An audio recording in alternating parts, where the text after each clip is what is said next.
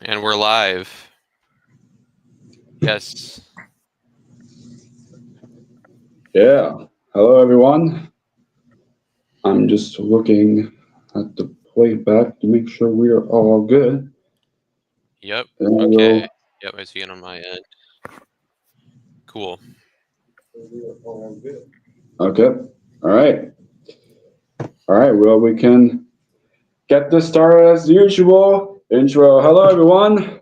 Welcome to this special live stream we have here at Jake's Time Social YouTube channel. Wow, it's been a little bit since we last time done it, but it's great to have another one for this wonderful occasion. Of course, thank you all for joining. As always, of course, I'm your host, Jake Duffenball. With today, of course, our co-host Chris Bixby. How's it going? Doing good. Hello, everybody watching. Of course, I'm sure more people will be joining in soon. But how are you doing, Jake? I'm doing great. As always, Chris, thank you for asking. Very excited for getting to do this stream. It's been a while. I think last time we ever done this kind of like this is probably it was last year when we did the third anniversary. So it's been a little. So it's been a while, but hey, we're doing another one. So Yes. Hello what back up? to the people who have said hi to us, and we're doing good. Tristan, thank you, and thank you, Parker, for the kind congratulations. Yeah, thank you, Parker. I'm doing good, Tristan. Thank you. Um, uh, yeah.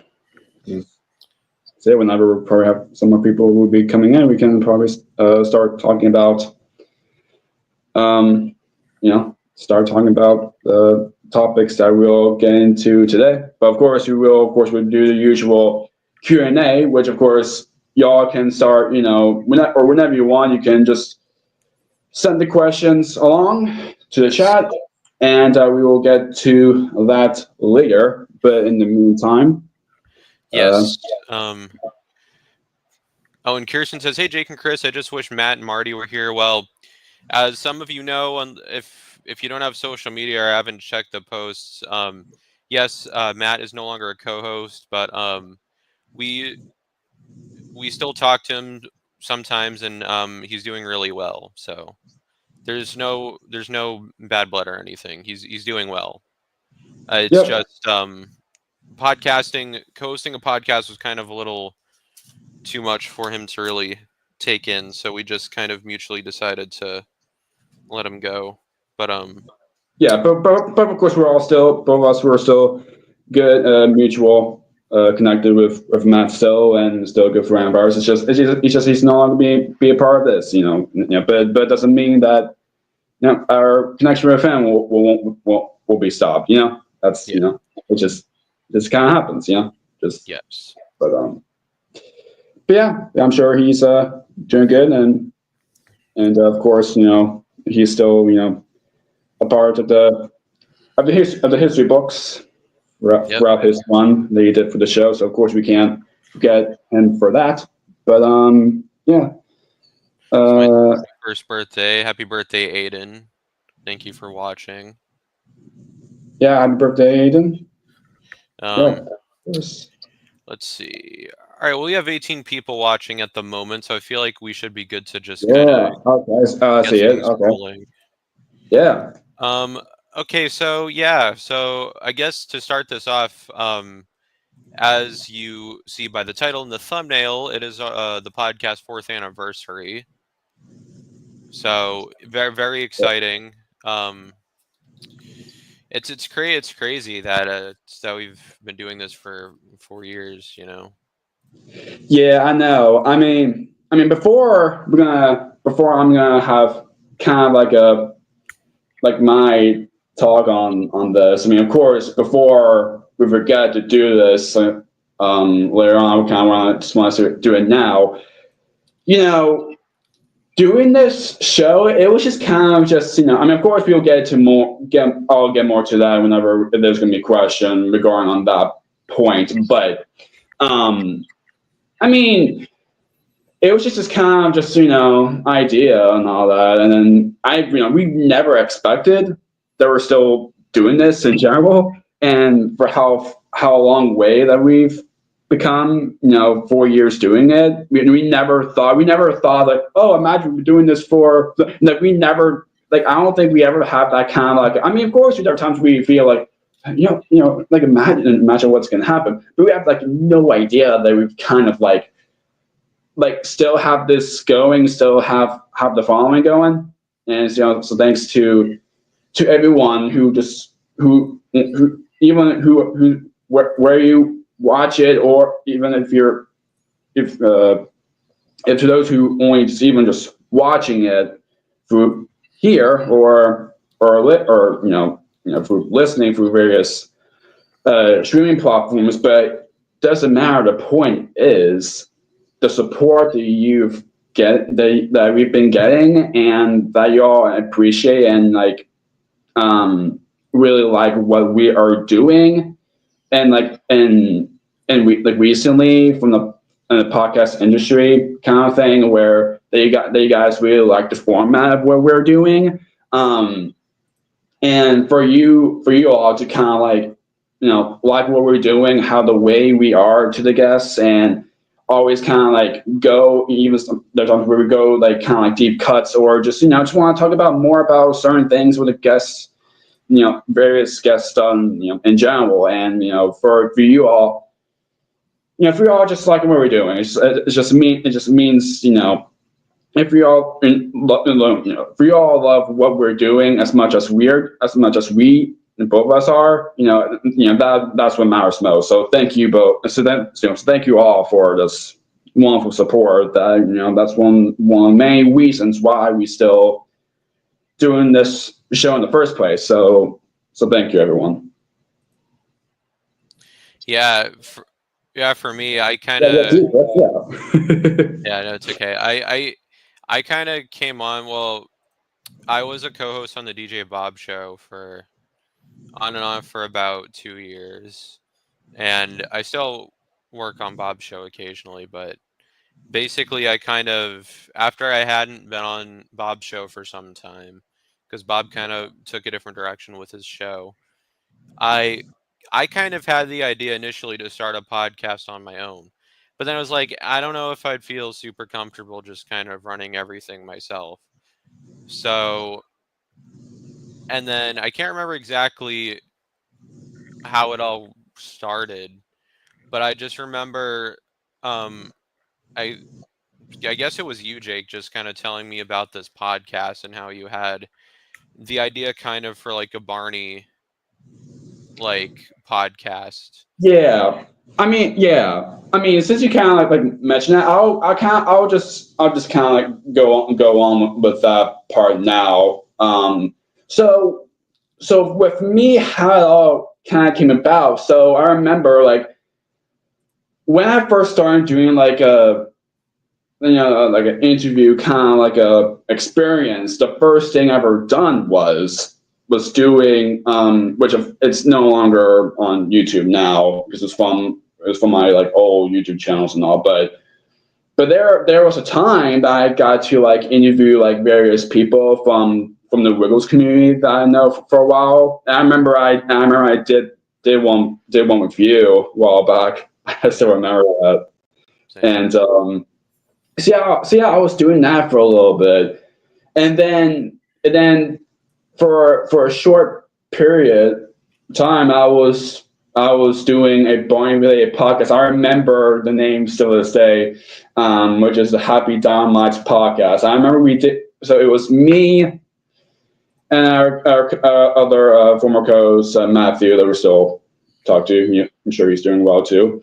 I remember me and him did like a one episode podcast with Taya Fredrickson, who was like one of the playing along gang members from Ryan Boyd, so Jason Pleasant and all that. So really, it was kind of like in a way, like inspired from Purple Road and Purple Tales. I mean, I guess Purple Road's in a way kind of sense, but. And after doing one episode of it, I was just like, I really don't want to do a podcast just focus on just one franchise. It was just kind of boring. So I just kind of decided, like, what would be fun for me doing like a podcast, but just actually talking about various like other things with so many franchises from from a lot of aspects in some way, but in the same kind of like same entertainment, but like just all, but pretty much throughout. Like we have pretty much from musicians, composers, puppeteers, and singers, and directors, writers, creators, and all these producers, all these aspects that we got to cover throughout the time, throughout 4 years doing it. And I feel glad that I thought about it'd be cool if I got to get to do this, because honestly it just makes the podcast a lot more fun to talk about more people, and just talking about just talking about just a lot of different aspects, instead of just our show's going to be talking about just this and that's it. I want the show to be kind of more expansive, and just let's talk about talk this person about this and this and that. You kind of want to be kind of like open-minded about it, and I'm glad we got to do it. But anyway, long story short, so yeah, so I thought I had the idea. I was like, idea about having a podcast, talk about that we've been doing. I remember I messaged you, Chris, that I was telling you about that I was doing it, and I remember you messaging me back saying like, do you want me to help out? Something that's all I remembered. And I was like, yeah, of course. So of course, in that time, me and Chris already know each other for a while. At that point, like the late 2018, early 2019. That's when both of us really started to know each other. Yeah, and I think to add on to that too, like I think if I remember correctly, the original idea, because I think the Jake's Happy Nostalgia Show part kind of came a little bit after I had first agreed to come on, because what I remember exactly. Right. Yeah. Mm-hmm. It was kind of a little change before we Happy Nostalgia Show. Yeah. Yeah, we had gone through different names, and honestly, I don't even remember what the other ideas we had for names.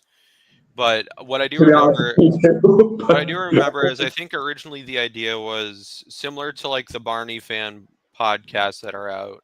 I think the idea was just to kind of interview like people within our friend group. I think that was the original idea.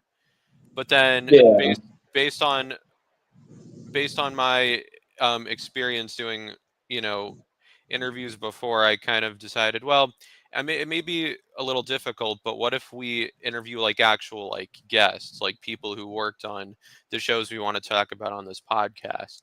And so we went through just a list of people we might want to reach out to.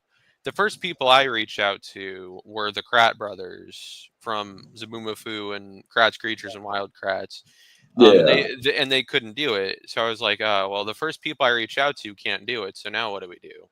And then Jake, what I remember is that you had already been in touch a little bit with the person who actually ended up being our first guest, which was the one for Illinois, which love that guy. He's awesome. He ended up being our first, and then we had reached out to a bunch of different people. Like I remember Dan Yacarino, who created the show Oswald for Nick Jr. He was going to be in that first group, but we ended up getting Josh Martin, who was from Barney, and Dragon Ball, and Cal Nelson and Tyler Bunch, who had already kind of been a good friend of mine from interviewing him on Bob's show many years ago. We just kind of started out with those, and then we started getting some slightly bigger people, like when we interviewed Jeff Sutphin, host of Brain Surge, which was a huge deal for me, definitely, because I grew up watching that show.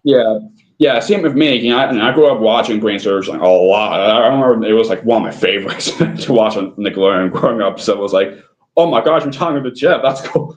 And then it just one of those big moments, like whoa, which I am.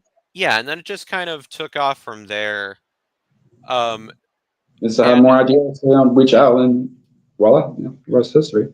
Yeah, and then the first kind of, I think, about 20 or 30 interviews were just kind of like interviewing people who I guess were kind of the easiest to reach out to. We had a lot of we had a few other guests that I had spoken to previously on Bob's show, and kind of like the first like batch. Um, and then kind of about maybe around 18 to 20 episodes in, we started having more like Muppet people. Like we had Ricky Boyd, I think, was one of the first ones we did after taping with Tyler. And then the interview that I always credit to kind of shaping the format that our podcast has now is when we interviewed Stephanie DeBruzzo. Yeah, yeah, Because that was that's kind of the first interview where we kind of changed it from being kind of like a roundtable, just question and answer podcast to it being more of a conversational thing. And that's kind of how it's been ever since, you know. yeah, which is great. Yeah. Yes, and on a similar note, as you've heard us talk about, kind of one of our inspirations for doing the podcast was our friendship and involvement with DJ Bob. And speaking of Yeah, DJ Bob. Bob, here he is. Hello. Hey, Bob. Bob. Hey, party people. What's going on? Hey, Bob. How you doing, buddy? Good to Hanging out. How are you guys? be here. Yeah, I'm doing good. I'm so happy to celebrate with you guys. Yeah. Yeah, Yes. likewise. Now, here's what I remember about my first rumbling of the show when I first heard about it. Yeah. Yeah. I hated you guys because I thought you were copying me, the logo, the interviews, everything. And now you can't get rid of me. Yeah, because I remember the first ever logo we ever.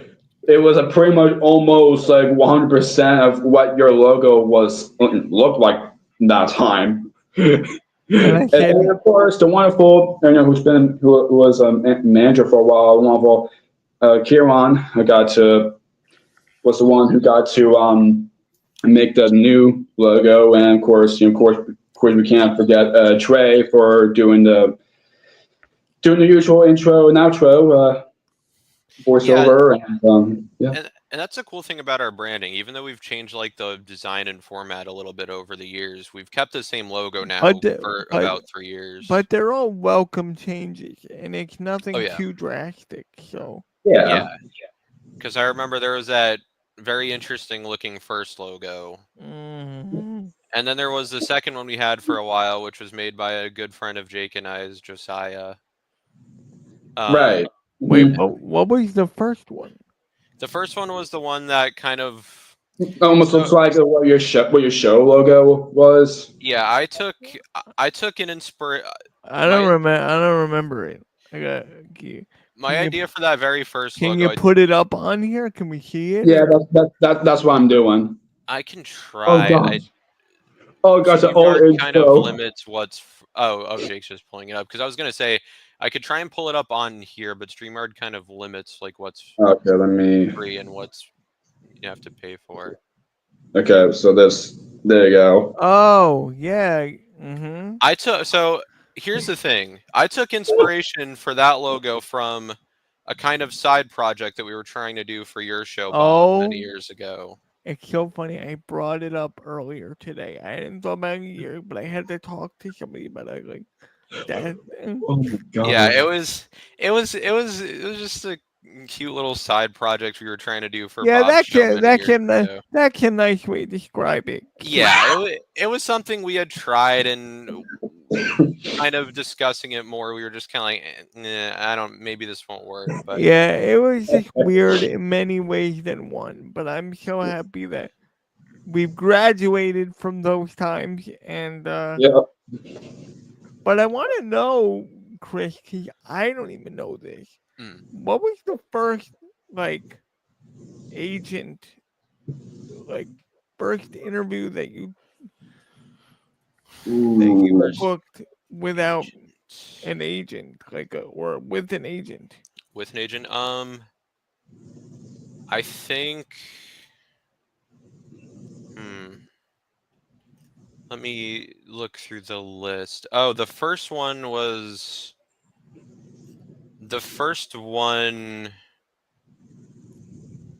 would have been Jason Marsden. Right. That was the first one where we had to actually go through an agent. The first one where we had to, the first one in general where we had to go through someone else was the first time we had Jeff Sutphin on. We went through his wife. Right. Yeah, I remember that now. Yeah. Oh, I got some kind words actually from my mom, saying, "Congrats, Chris and friends. Nice job on all your hard work, perseverance, and dedication. You guys have created such a unique platform that I hope you continue sharing for many more years to come. Very proud of you, son. Thank you so much." Thank you very much, Chris's mom. Yes, and I'm looking forward to seeing Yep. you soon. Yep, And then glad for you to come by. yes, and we got some more kind words from another former contributor to our podcast, the wonderful Ryan Boyd, saying, "I want to thank Jake, Chris, and the entire crew for doing the show for 4 years, and most importantly, letting me play a behind-the-scenes role as assistant manager, and for letting me be in episode 266, specifically Rick Sigelco. Yeah, this pod has impacted and changed my life, and I'm honored to have been a part of this and continue to be a supporter of it. Thank you, Ryan." Thank you very much, Ryan. Thank you, buddy. Yeah, I'm glad. Thank you, for what you have brought to the table for all your time on with us for the show, and I'm glad for what I mean, of course, I'm sure there's other people will say the same way too, but thank you, everyone, and Ryan too, for thinking our show that way. It just means appreciate. It means so much from all of us. So, thank you. The thing that amazes me about your show and my show, because they're pretty much companion pieces at this point, Right. is that we are giving these people a platform where they're not asked to talk about these things day in and day out. They are not big celebrities. They are people just creating and doing, and we're giving them a platform to do it, to open up about these things. Right. Yeah, because I mean, a lot of the Muppet people we've had on, this is like probably one of the very few podcasts they've done. Even Right. like some of the big names like Kevin Clash. I mean, he hasn't done a lot of podcasts. You guys got lucky. You got lucky with that one. I was glad I was there for that. Kevin was awesome, but we get to more with that part later. But yeah, I mean, it's great that we have the way we are with the guests. We have just kind of like talking about this and then this, but ever since we got a chat with Stephanie, ever since we started to kind of have this, and I feel like I was the one that kind of brought that on. Yeah, because I said a lot of experience. Because I said, in order for you to do that, you gotta drop certain things. Yeah, because I remember when we first started the podcast, we kind of had what I remember is that when we started, and this actually continued for a long time, but what I remember is we used to open the show during the interview. Like, we didn't do cold opens at the time. Oh, I never. Oh gosh, and the old intro of all the various show logos on there. Oh yeah. Hi. Is that hi? Yeah. Okay. Hi, I'm Jake. There you go. Anyway. And that one was kind of another like Purple Roads thing. Purple Roads actually inspired a lot of like the earlier and DJ Bob too. Yeah. Because all Your that the show song on was- Purple Roads definitely inspired like the look of like the first. Well, the yeah, Purple from Roads. how the intro was then to ours. It's kind of the same. Yeah, well, I will say the Purple Roads based intro and that first logo probably only lasted about like 3 or 4 episodes. Yeah. It did not it did not hold up well with a lot of people. Cause I remember watching and go, What the heck am I watching? I remember the second logo we got from Josiah. I don't even think. So what I remember about that second logo was I think what happened was people were not very happy with the first logo. A lot of them didn't like how it looked. So people actually messaged us offering to like make a logo. So yeah, that's what. Yeah, that's Thank the you, second one. thank you, Josiah, for the Yeah. for the use that we've been using for that logo for a while until Kieran brought to the table for that. Another thing I'd like to point out about our original format is that background we use for our thumbnails. Geesh.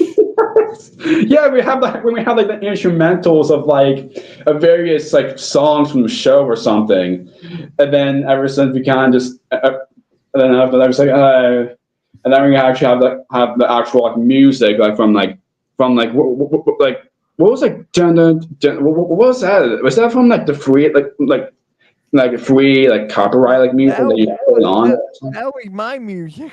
That was your music. What? Oh, really? What? Wow, Yeah. Boris didn't know that. That's crazy. That's insane. I remember we used to use score from like the actual shows based on the interview. And that was just kind of a copyright thing. That's the only reason why we changed to we using used to generic do that stuff. too, remember? Mm-hmm. Yeah.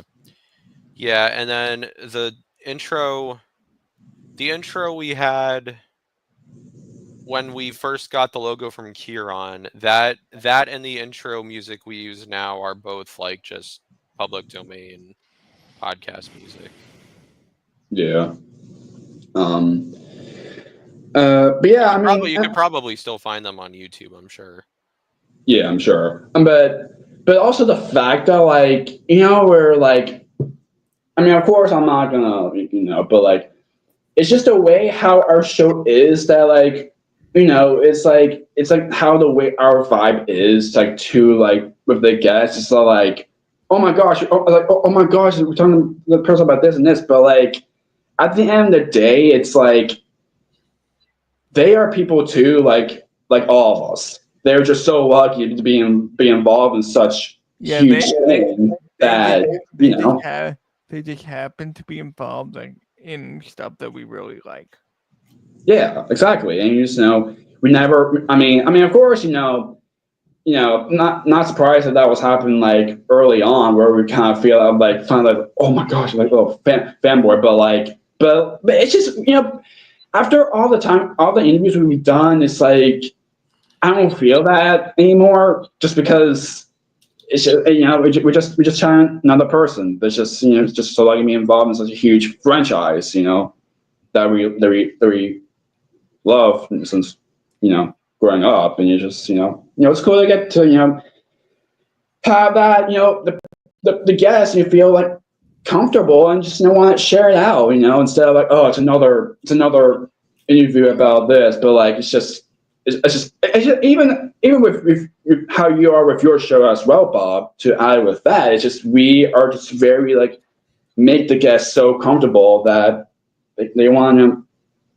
to be like like what we're like how we're do, and I feel like that's why one of the main reasons why we have such a huge following, how we have already, where we just kind of have that how the way our format goes and how we are conversationally wise to guests, even like we're a couple certain YouTubers like Waffle, Justin Galluccio, who got to be a guest co-host for when we chatted with Jeff again for the He was awesome. Brain Surge. Yeah, love Justin. I mean, getting to chat with Jeff again for talking about the milestone of Brain Surge, it was wonderful. And and the other YouTuber that did like was talking about. Oh gosh, I think one of them was probably no, maybe no, I don't think so. But I remember there was like one YouTuber that was talking about Johnny and the Oh, Sprites. I love that. For our episode with Johnny, like to like, but Yeah, I of think course, I like remember that. Paradox, of Yeah, course. But yeah, it's cool that there are times where certain people want to put our interviews, to put for their project. Of course they credit it, but I mean it's cool that there are people that want to do it. yes. But yeah. Anyway, before we're gonna go to the next topic, so kind of go back with with how it started off. From both me and Chris kind of started messaging each other about doing this. I mean, we know, like I said, it was just kind of just we thought it was kind of just more like it was going to be just like a temporary project, so to speak. But we never thought like we were just gonna keep doing this. So Similar to me. I yeah, mean, right. Where you have like when it was like 10-year anniversary or something, you kind of decide you don't want to do it anymore, but you want to keep doing it. That's yeah. what I meant. And Yes, then I realized how important it was. yes. Thank you, Philip. We love you. Thank you for the kind words. You've always been such a kind and positive soul and very loyal supporter of our show. So thank you so much for your kind words as Oh, always. Philip. Hello, Philip. How are you doing, friend? Blessings to you, friend. Thank you for being where you are. For how you are with us, and thank you. Just thank you. Blessings to you, Philip. And thank you to you too, Keep it up, Allison. friend. Your podcast is awesome. I've seen a few episodes of it. You do a lot of good work on your show as well. Allison. Yes. Hello. So Yeah, of course. Yeah, of course. so Of before course, we get Allison. to our Q&A, I just remembered how to do it because I don't use StreamYard very much. But I guess so. I have a couple photos from over the years that I want to show before we kind of get to the Q&A. Um, these are very interesting photos. I have not looked at some of these photos in a long time, so I may cringe at some of these. So let's see. So to start this off, I have what looks to be the very first photo we took for our show. Oh gosh. Oh my god. This is with Josh Martin. Oh gosh. You First thing did I'd like that to point before. First thing I'd like to point out is my gosh darn long bangs. The hair? My I long am bangs, all which you can see I oh have god. now My decided God, to, Chris. Oh, wow. yeah. You barely see us because of Yeah, look, you know how that's much the other thing I wanted to point that's out. That's the thing I should have started with is the fact that literally Josh is like right there and we're just like at the top. and also for a while we didn't get Zoom Pro. So there are times we go like Oh yeah. we're going back and forth, back and Oh, forth. yeah. That's a whole nother I remember thing. The times, the last time it happened was Lewis Henry Mitchell, and ever since that's why I started doing Zoom Pro, and yes, never have to thank happen again. So thank very well to myself. thank you to Lewis for that good suggestion. Here's a picture from one of our actually most recent Yeah, recordings, and this one we actually had you on for, Bob. Let me see. Allison. Okay. So Uh, Allison and okay. I are dear, dear, dear, dear friends. Love And her. She's I was Really, awesome. so I yeah, I was so love her happy I so was so much. happy to introduce you guys to her. Yeah, but thank you for that, Bob. Yeah, yeah, that one was a real kind of personal one for me because like Disney Channel is something that has been a huge part of my life literally since I was a baby.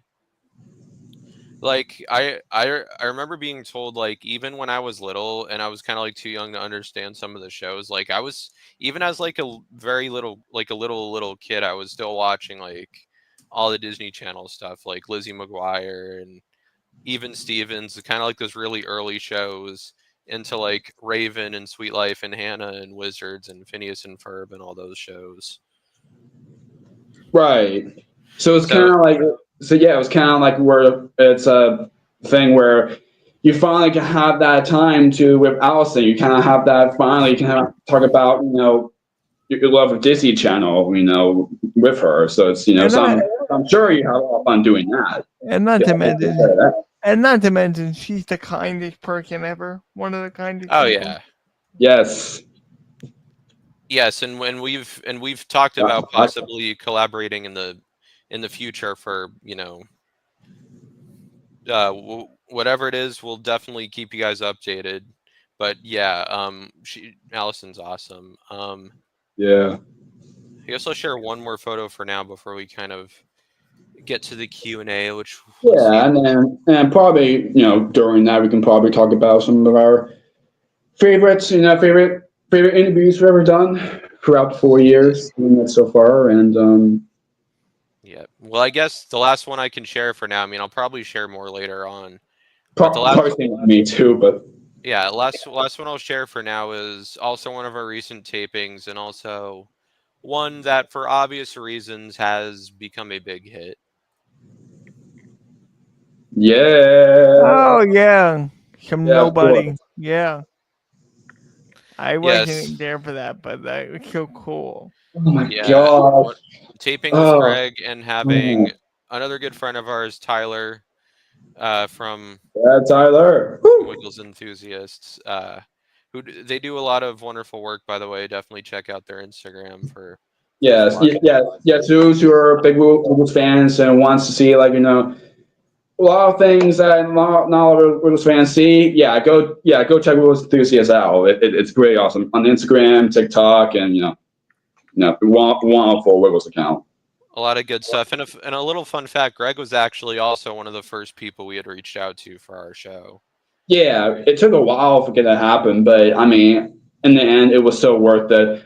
Okay, like this photo right here, like it's such a full circle for me because I know, I've been knowing both you, Chris, and Tyler, because from our love of the group, from, I can say it. I mean, because from first, knowing you from you both from one of Tyler's like a Lewis group that was running for a bit over a decade, but it's been gone. But just kind of moving on with real life things now. But the Roblox and Wriggles, I remember like the first show I went to was back in 2018, so that's when I was first joined. It was like the big show, and I remember that's when I first like That's when I first like saw both of you for the first time. And I was like, whoa, this is wow. I didn't know that there's going to be a Roblox Wiggle show. Back in that time, it's like, that's pretty cool. I want to be involved. I want to be a part of this. So yeah, and then knowing you, Chris and Tyler, and it literally is a full circle because we once said we want to talk to Greg, like three of us together, if it wasn't from our love of the group, because the three of us wouldn't sit down together and talk to him. It's just like, what in the world? And to be honest, going back to kind of like the inspirations for the show, I'd honestly credit the Wiggles to that as well in a smaller way, because Yes. that's kind of what led to me being a more kind of consistent computer user, doing, starting out doing Roblox, and then. Well, we also know without the Wiggles, there'd be no bear. And Yeah, or Barney, or like Frog Walk, or like Sesame Street, Mr. Yeah. Rogers. Wait, what? They were around before that. Come on. I was just saying, just because saying that all these other shows that kind of No, like. but I'm saying, like, without the Wiggles, you wouldn't have a bear, or you wouldn't have that brand Right, recognition. Yeah. yeah, right. Yeah, they kind of have that. you know. Yeah, and also like for me and I'm sure a lot of people, the Wiggles kind of got me into music. You know, Yeah, listening to their music as a little kid I ended up getting into other artists like Beatles and Michael Jackson and yeah, kind of same thing for me. Yeah, the same thing with me, Chris. Is I like the rules, inspired me in a way to get back to the thing. Okay, if I didn't like seriously, if I didn't like get back to the rules at all, I wouldn't know both of you. I wouldn't done this show. I wouldn't get back to things I watched growing up. I wouldn't done things I'm doing now if it wasn't for those guys. That's how much it inspired me. I mean, of course, I grew up watching so much from the group. Even at times, if I like watched like even like with Sam or early New Gen, I didn't even care. Like, I just like if I watch Wiggles, it's the Wiggles. I mean, like that's all. I was one of those fans back in that time. Like I didn't care. Like I was, but back to that part is kind of off topic from that. But it's like, yeah, I mean, I wouldn't get back to the things I watched growing up or anything else or doing this podcast or anything if I didn't get back to them at all. I wouldn't do any of this at all. But I did, and I'm grateful for that. So yeah. absolutely. So, all right, I think it's probably a good time to kind of get into now the Q&A portion of this live stream. And Yeah, Bob, my apologies everyone to that I'm not seeing the live chat as much. I'm just kind of going on the list of where I want to. I got the chat pulled up as well. cool. So yeah, we've gotten a couple questions asking, Yeah, how we. thank you for sending those off, everyone. We're looking forward to get those most of them answered for you, everyone. Yeah. Hi everyone. Sorry, had to do that. Yeah. Hi, I'm Jake. No. That'd be like if you had a doll, Jake, that could be on the pull string. Oh yeah. Or maybe if like a full-on Jakey doll, just hi. Yeah. Right. um. Right. So we've gotten a few different questions about asking how we started the podcast, and again, just to put it in shorter terms, just kind of started. Which, if you want to know more, the long answer, when the stream ends, or you can go a few minutes earlier. That's a longer version. Anyway. Yeah, but in short, it just Jake and I already knowing each other and using my knowledge and inspiration from Bob, and kind of combining those two things and just kind of starting it originally with a couple other friends, and now it just kind of basically being the two of us, and Bob hopping in sometimes and Yeah, sometimes helping out and with helping certain out. guest things, and just to talk about what can be a little, better at some sense with certain things, and thank you for what you are with us, Bob. That I mean, not just of course for how being such wonderful, how three of us are together to do something like this, but for you to even like doing your show, of course there are times you can be busy at times, but you still want to like help out and you want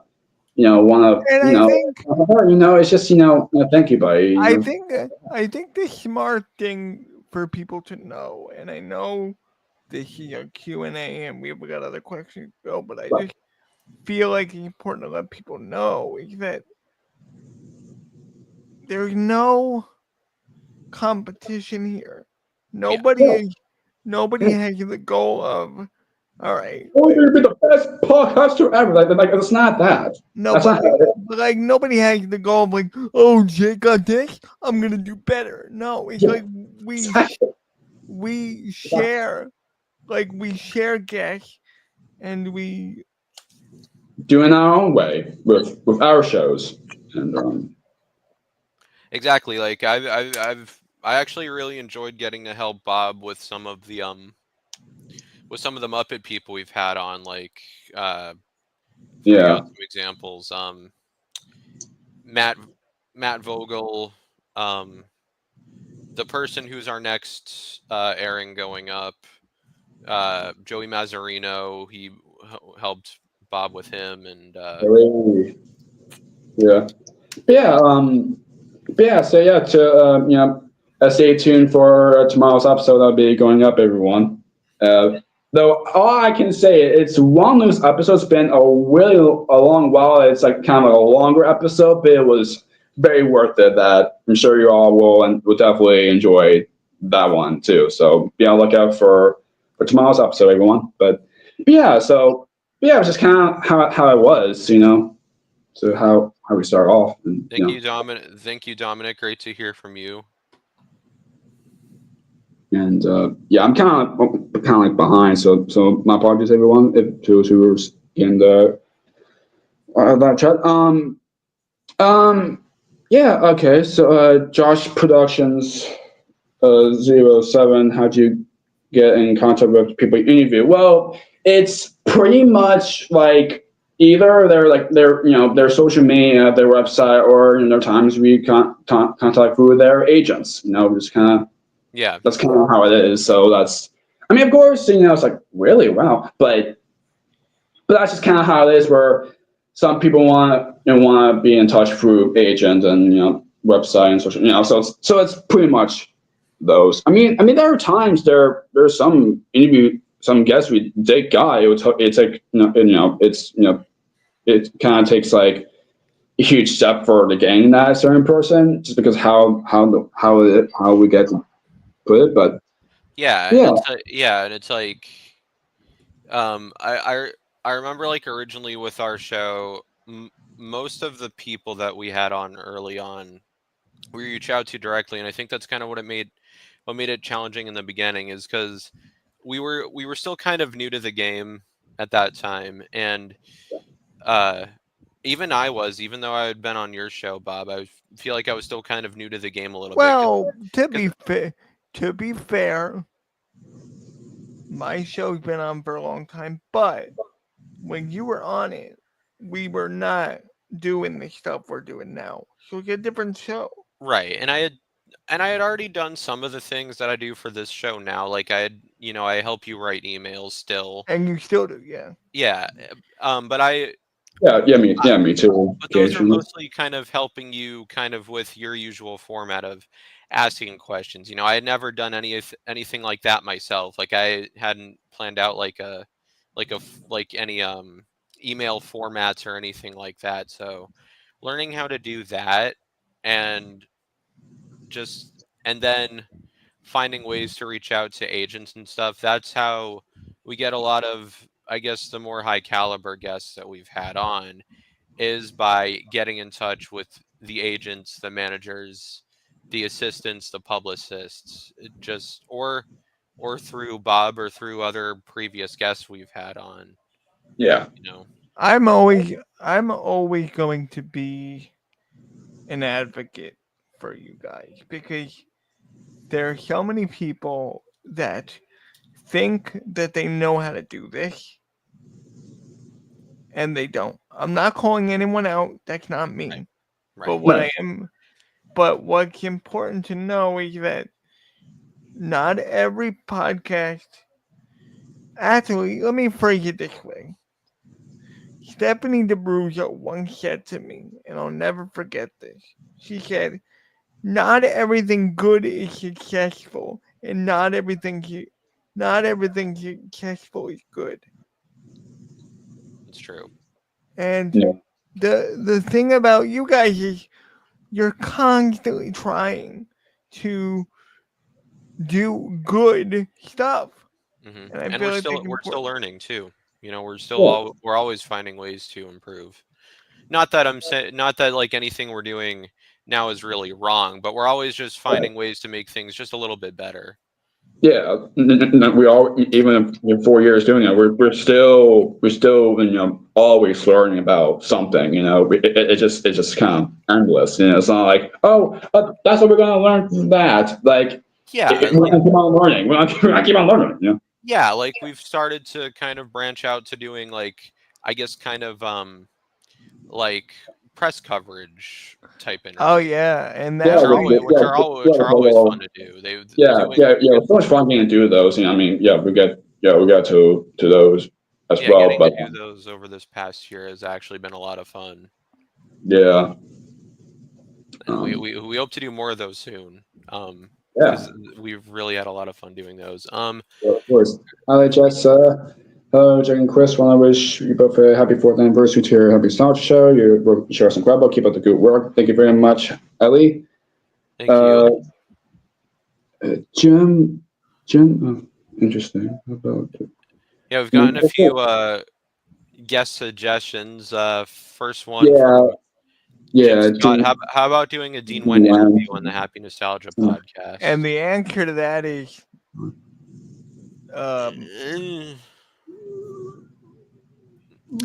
don't get your hopes up. That's all I'm gonna say. don't count on it. I'm not gonna say yes or no specifically, but don't. But yeah, that's getting the Barney people has honestly kind of been the most challenging group of people to kind of get, just because a lot of I mean, they're kind of all technically former now, but a lot of the former Barney people are kind of not in the industry and kind of wish to remain private. Or just want or some of them just want like don't want to do it because they just want to move on with things they're doing now, which is kind of like interesting. Yeah, like I remember there was one time when, as I take a drink of my Mountain Dew, Oh, okay. Wait, before you continue, do you know the story behind me and Mountain Dew? I do not know this story. That drink is good luck, because the reason why I came up with the DJ Bob show was because I was up at like 12:30 at night, over caffeinated, and was drinking Mountain Dew. That has happened to me so many that has happened to me so many different times. And this is my first time drinking Mountain Dew actually since about 2021 or 2, because it's very not sponsored. Not yeah, sponsored. no, not sponsored at all. But yeah. But back to your question, Jim. Yeah, don't get your hopes up. That's all. I mean, with those who are getting guest suggestions, just think of that way too, just it just depends, So, but thank you everyone who are seeing it. I'm seeing the guest suggestions. So thank you everyone. Let me see. Oh, we got a question from Red and the Flock asking about our thoughts on the PBS situation. Okay. Yeah, I mean, all I can really say about, of course, I don't want to go too much on it, of course, but it's it's disappointing about what's been happening. And that's all I can really say. I'm not a very political person by any means, but I will say I'm very, even though I don't really watch a lot of, because I'm very much an adult, I don't really watch a lot of like new children's stuff. I do like a couple of them, but like it's not like unless I recommend it to you or something. Yeah, unless if it's like an actual like really good kind of Don Quixote and yeah, Don Quixote, Fraggle Rock, Back to the Rock. Those are some good examples of some good children's shows or out new there now. Weather Hunters coming out. Yeah, but with PBS, I will say, even though I don't watch like a lot of new PBS stuff, I am very heartbroken for everyone who works there, because PBS, similar to like Wiggles and Barney and what we've already talked about, Disney Channel, PBS was also a huge part of our childhoods too. I think Playhouse Disney and Sprout, and I mean getting to all the Sprout people. So far it was so fun too. But anyway, the cool thing about PBS and what made it special was PBS is the thing that everyone had. Because at the time when like Disney Channel and Nickelodeon started, they were, They're for, premium. yeah, they were premium. You had to like actually pay for those. You had to pay to, or I think even like in the very beginnings, you had to like request them for your, cable provider or whatever. Yep. But PBS was the channel that everyone had, and that's why things like Sesame Street were created, because Sesame Street was created as like this kids show To have that to, diverse and inclusion from what happened at that point in the world. They want to yeah, have that show. So, let's have that good teaching of with and I mean not just with that part, but it's just so many things of what Sesame does in such a good way. It's just yeah, they do a lot of great work, but it was also designed to be a show to be viewed by families who, kind of are less wealthier than others, families who may only have about like 6 channels on their TV. Mhm. Again, PBS is the channel that everyone had, and yeah. And they will continue to have. I mean, Yeah.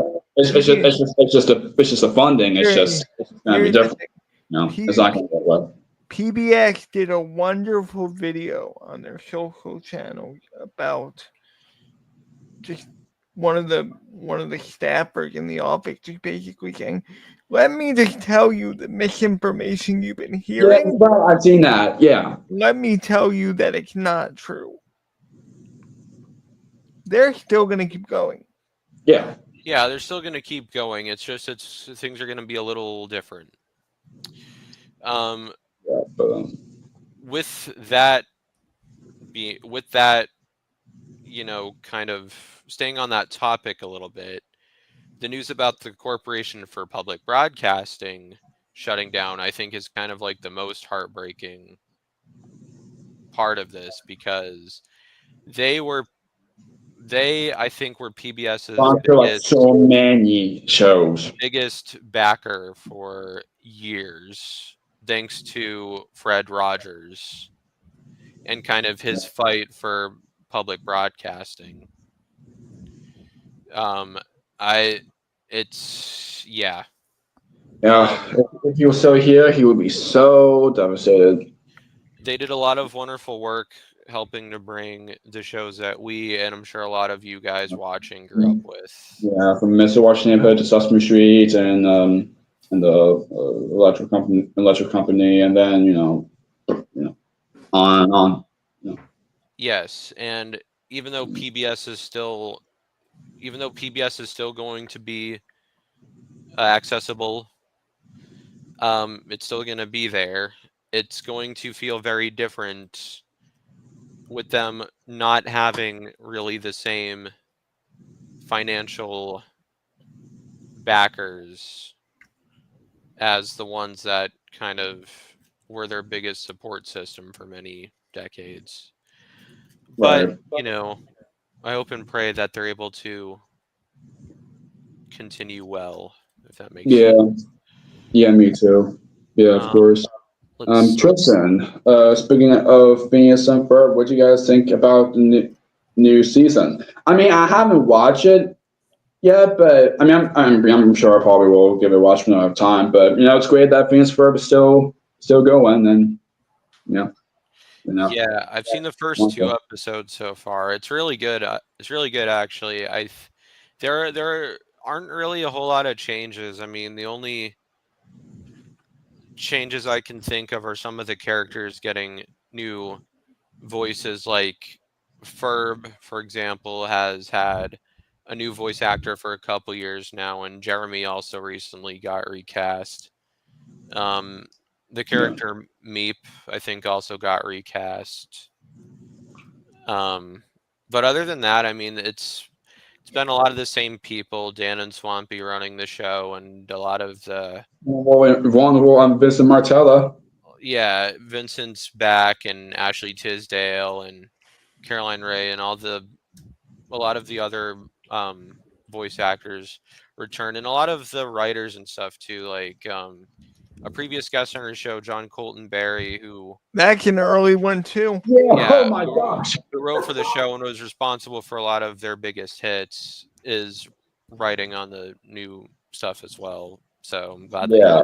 that he's back. Yeah, me too. Um,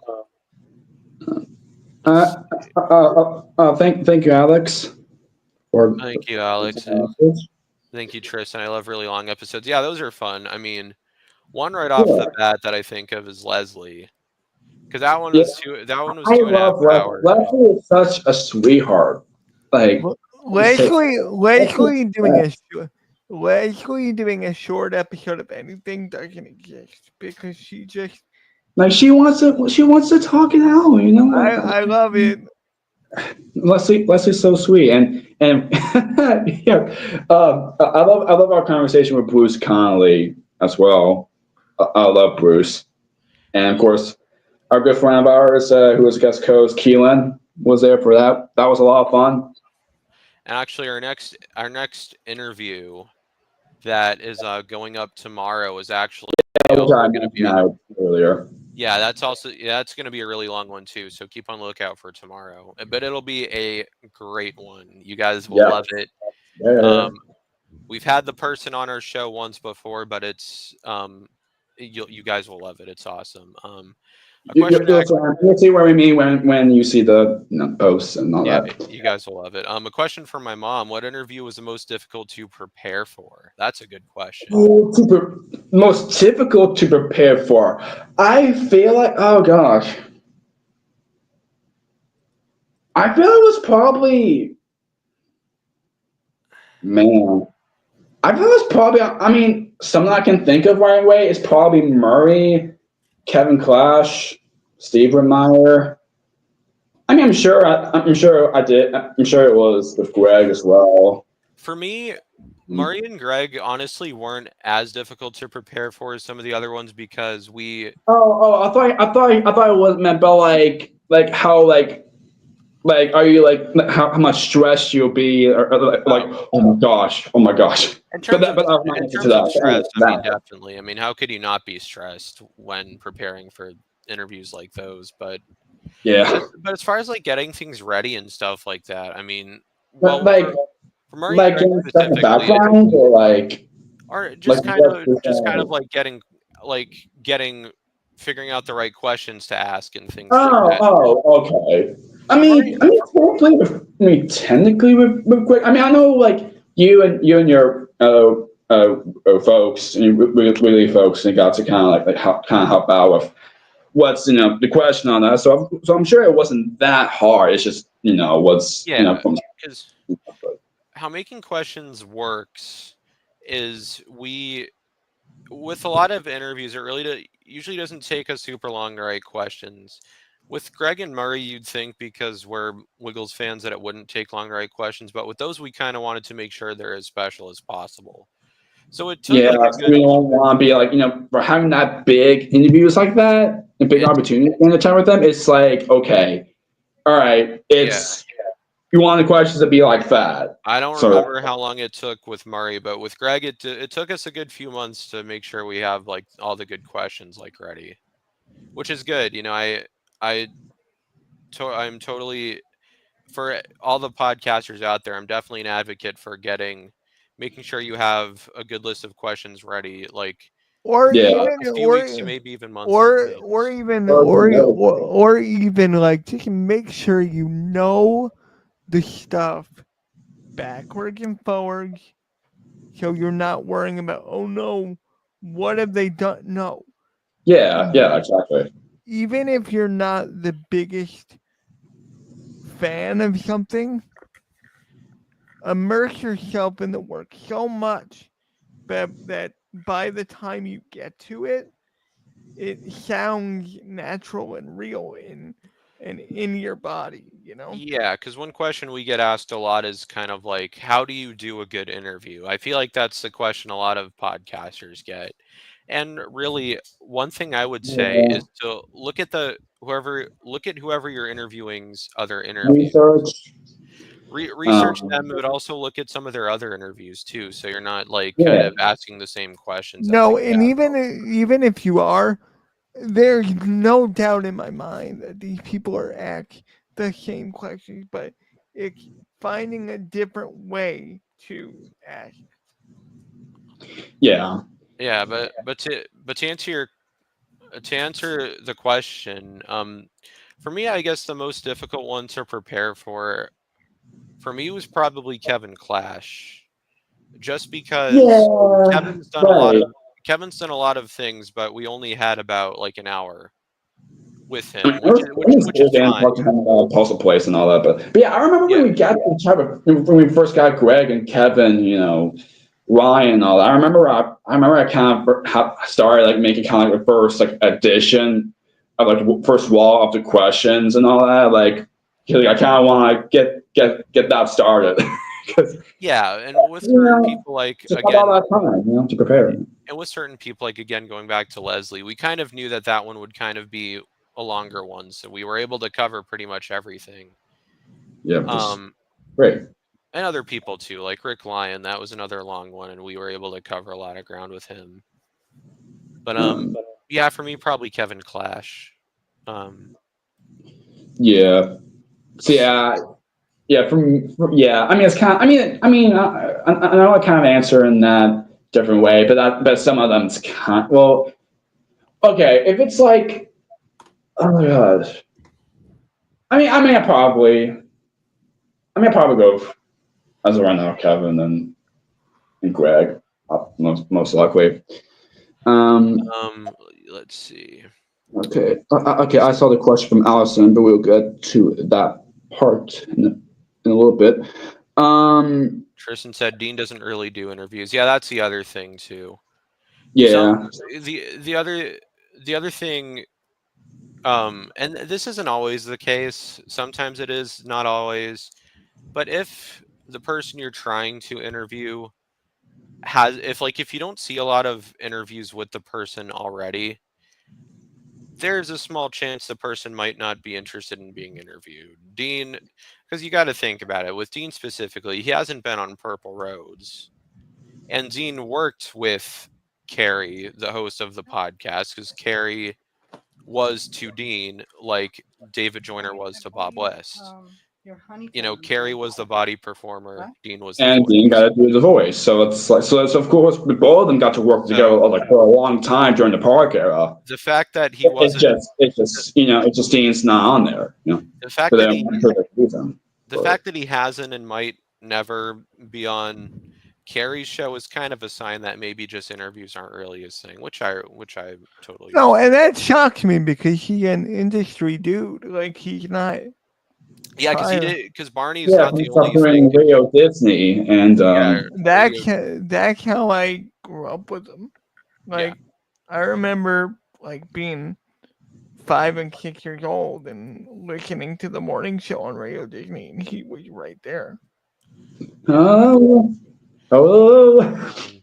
Crass said, I honestly think you guys should do more episodes reviewing writers. Those are my favorites.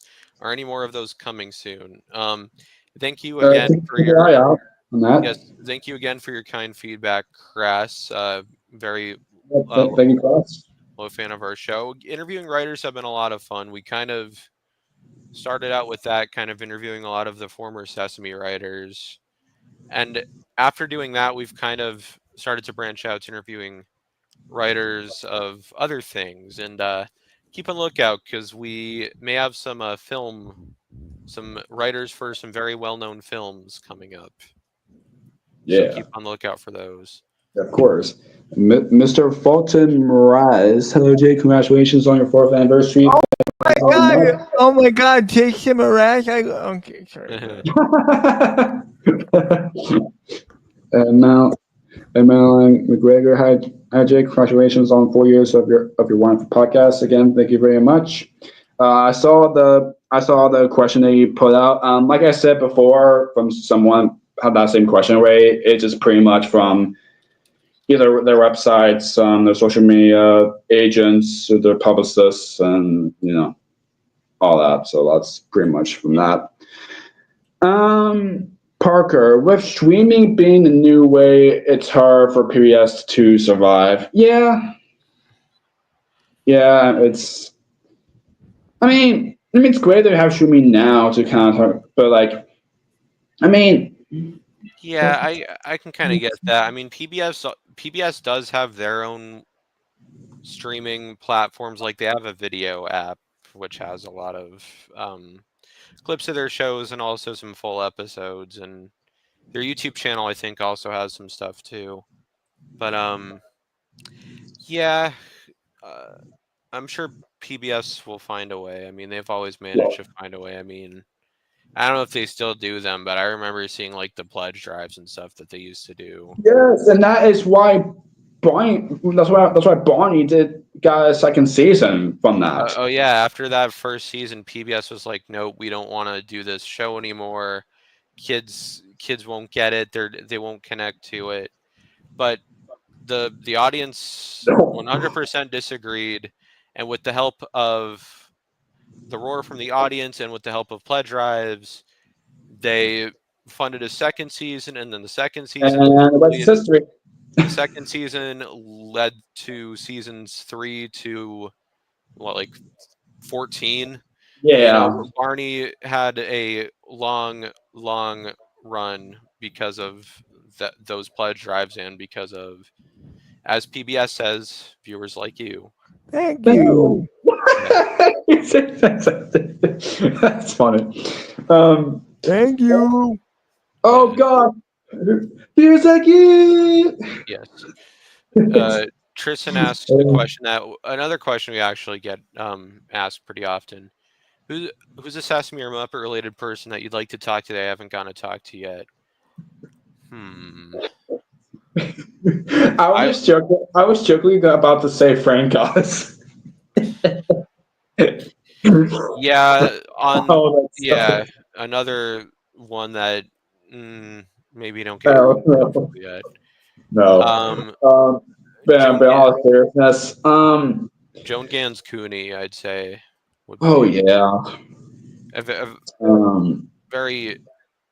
I feel like that because we've done a lot of inspirational, like really inspirational and kind of heartfelt interviews, and I feel like some, if there were to be an opportunity to interview Joan, I feel like that would be that would end up being probably one of the most inspirational interviews, considering she was like the mother to Sesame Street. She co-created it.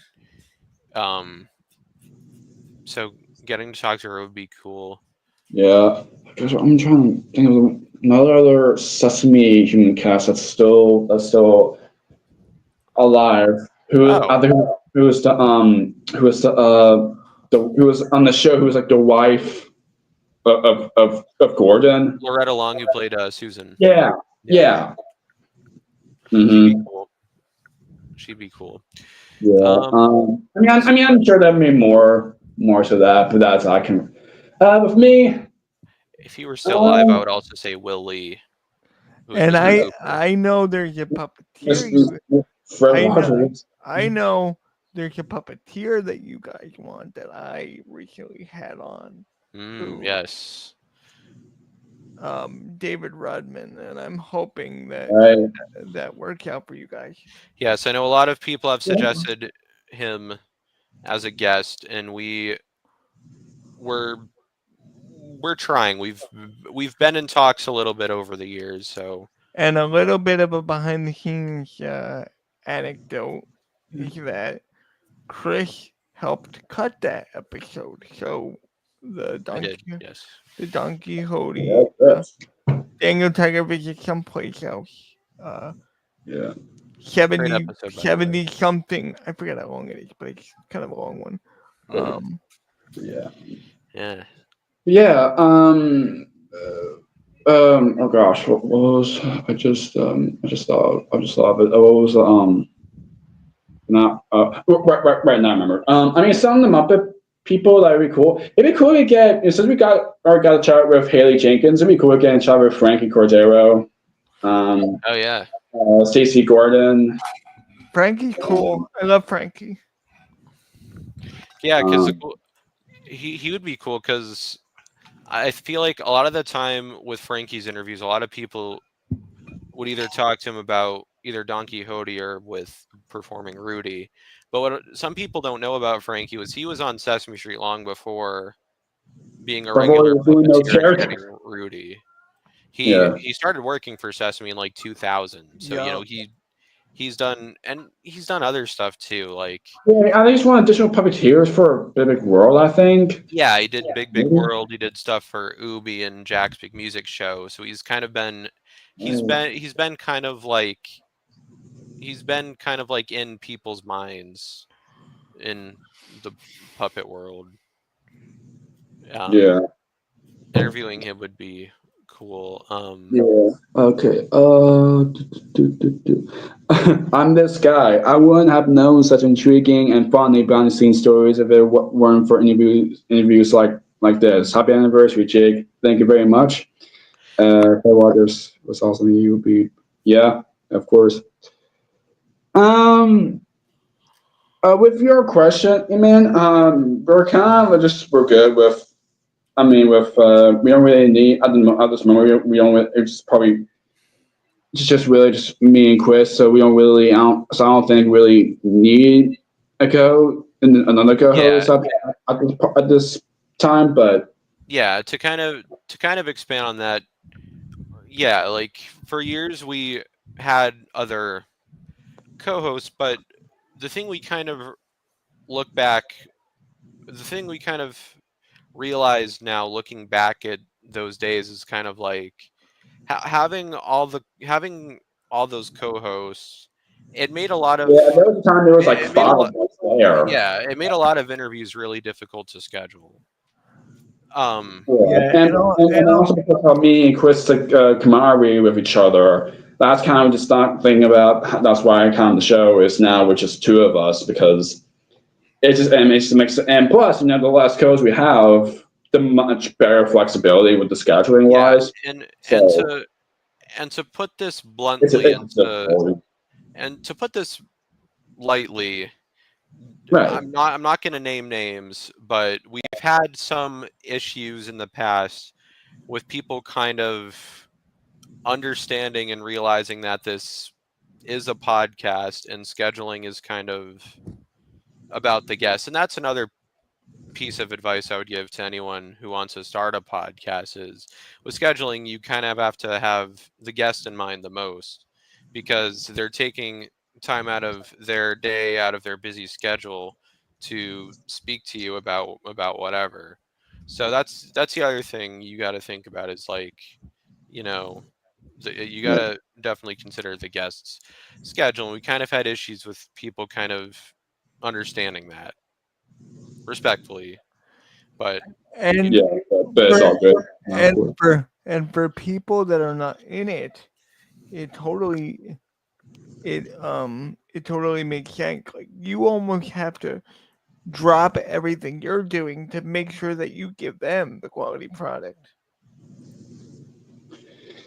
Yeah, yeah, of course. I was watching an interview you did with Pierre Lance. I love Pierre. He's great. Oh, I was in that one, Yeah. yeah, Yep. and my voice was really low. I was sick. Right. Did you have COVID at that point? I may have had COVID at the time. I just didn't know it. yeah. Yeah. Peter's awesome. That's another Yeah, interview that was kind of Pierre's so great. yeah. I'm surprised he can still do his Taro voice. I mean, Taro is one of those characters that Pierre did for a long while. That I'm sure he can that he still did and he did. So Yeah, I mean, it's just whenever we have like sorry to cut you off, Chris, but like okay. whenever we chat with whenever we ask people like various Muppeteers or something, it's a fun we can do if you can do a voice for that particular character for even just for us. We don't ask that as like a fanboyish way. We just ask just for like nostalgic purposes. Who grew up watching shows like like we did. So we just kind of cool to look back and thinking about that character again. So that's kind of that way. And the cool thing is, it is cool in a way to think that all these years later they can still do their voices. I mean, if you guys look at one of Tyler Bunch's recent social media posts, it's of him doing the Trilo voice.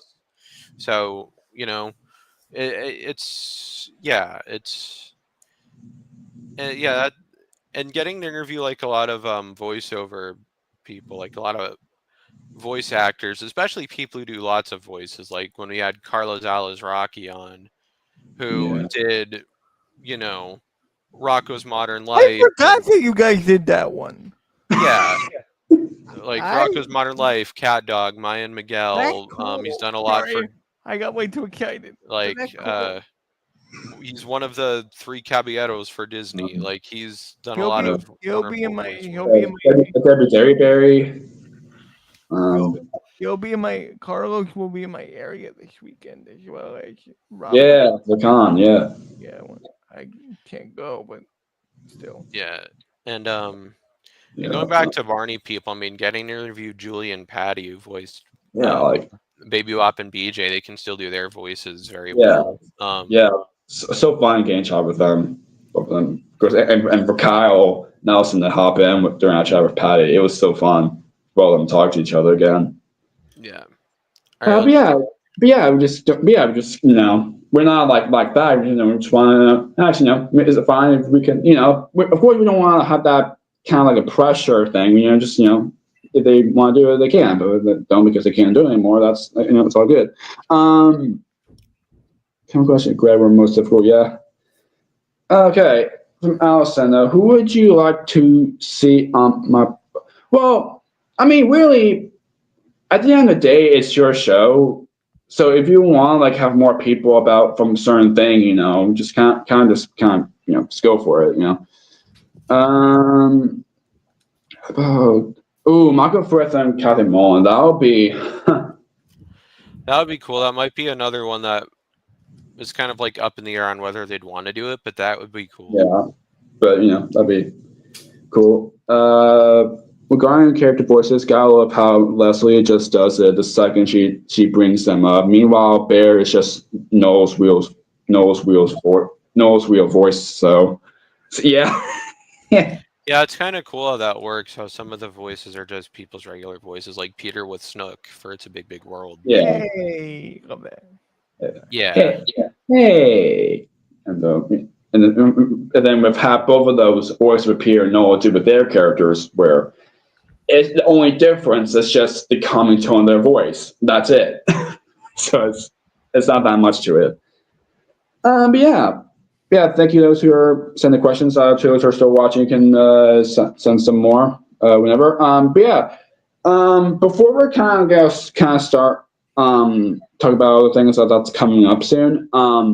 Let's talk about I know we kind of have that part already, but let's kind of talk about some of our favorite moments throughout the 4 years doing the show so far. One just pops right in my head. The first one of the first episodes I did with you guys was Joey Macarino. Yeah, I love Joey. That was a beautiful conversation. Oh yeah, that's a fun one. I'll pull up that picture as we're talking about it. Yeah, Joey's awesome. That one, we kind of had to push the release date of that one because we recorded that in the midst of the strike. So yeah, oh my gosh, I remember we recorded some of those episodes and destroyed. We can't. Oh gosh, yeah. Yeah, I sometimes forgot about that. But that time was so difficult, man. The strike was very sort of challenging for us podcasters. Yeah, going to with the fair moments, there are gonna be some answers for me that's kind of wow, we actually got time with this person. That's awesome. We mentioned with blind people. We're talking about. Again, talk about all the Sesame Muppeteers and various puppeteers and Sesame Cat humans. Roscoe, Sonia, and Allison, and it's just wonderful. And one of them that is still kind of one of those things where it's what, which is Joe Scruggs. Oh yeah. Getting chat with Joe Scruggs, I was like, what? That's pretty cool. Going back to Mr. Rogers people, getting chat with Francois Clemens and David Newell, it was so great. It was so wonderful it's just oh my gosh, we've got to chat with both of them. It's just so wonderful. Yeah, the wonderful Tara Schaefer was there as well. And Cheeky Bok Bok, love that. Gosh, there I am with those ugly bangs again. Anyway. So great. So great Tara was there, and see Joey again. So wonderful. William Hung. Oh my god. Oh boy. That was. Oh. Can I just say that? I remember you were like, "What?" No, I remember your reaction, Bob. You're like, "What?" no. You're getting it wrong. That did happen, but Right. that was also a dare. It was. I remember. Yes, it was. Do you remember that? Oh my gosh. I think I do. Yeah. I said to you, Chris, I said, I know it doesn't fit your brand, but I also know it's going to be really weird and really fun. You got to get William Hung. Yeah. You got to get him. And you did. And it was wonderful. Yeah, and that's the other cool thing, and I'd really like to do this more often, is getting to interview more more singers, more Okay, musicians, or more music involved. Okay. Do we really classify him as Well, he's nostalgic, maybe not for the greatest reasons in the world, but Of course, I'm not gonna do it here, but you know what I mean, Bob. With yeah. you know, Richard Mark? Yes. Yep. yes. Yep, For those who aren't so familiar, William Hung is famous for a rather Really? interesting American Idol audition. But Triple X, that one. Yep. That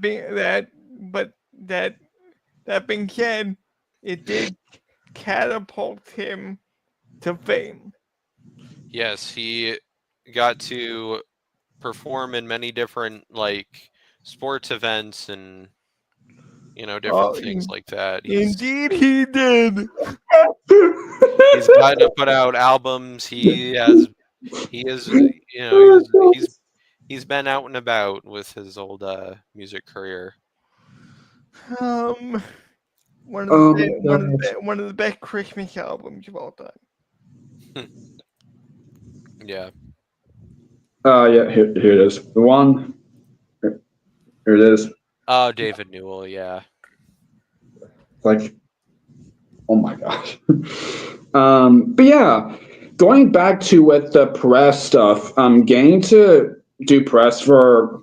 I mean, of course, the first time we've done some sort of press was for Mark Brown's things for Hop newer series. I know we did 2 interviews with him and